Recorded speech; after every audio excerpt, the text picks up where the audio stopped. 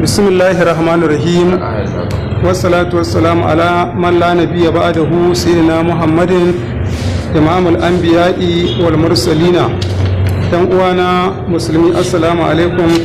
Wannan tasha tamu ta taskar asrarai TV Kano, muna ci gaba da kawo muku waɗannan laƙunƙuna namu masu albarka masu girma.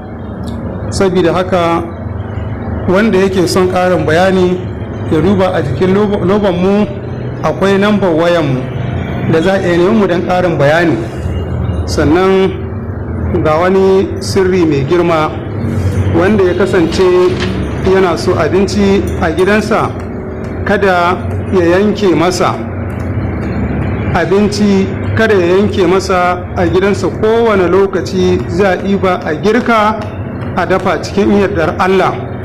To sai mutum ya rubuta wannan hatimi a ilaya a binne a cikin gida. A rubuta wannan hatimi a ilaya a binne a cikin gida. Kullum da safe ka karanta sefi.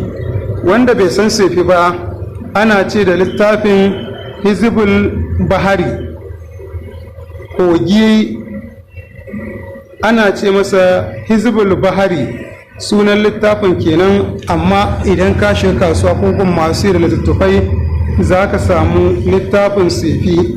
Bayan ka binne layar, kullum da safe ka karanta sefi ɗaya, li'ilafi kafa 70.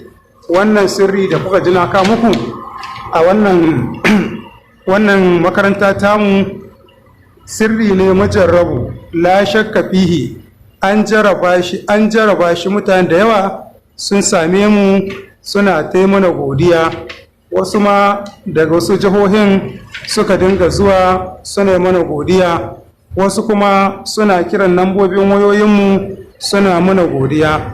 Duk wanda yake so ya ga duk abin da muka ɗora, sabida haka a YouTube channel ɗinmu, sabida haka mai suna taskar asararai TV Kano, sai ya mana lakin sannan ya danna ƙararrawa. Sabida haka ɗan uwa, Allah ya fa'idantar da mu. Wanda ya amfani da sirrin ya mana addu'a da iyayenmu baki ɗaya. Allah ya sa mu gama lafiya. Bisalam.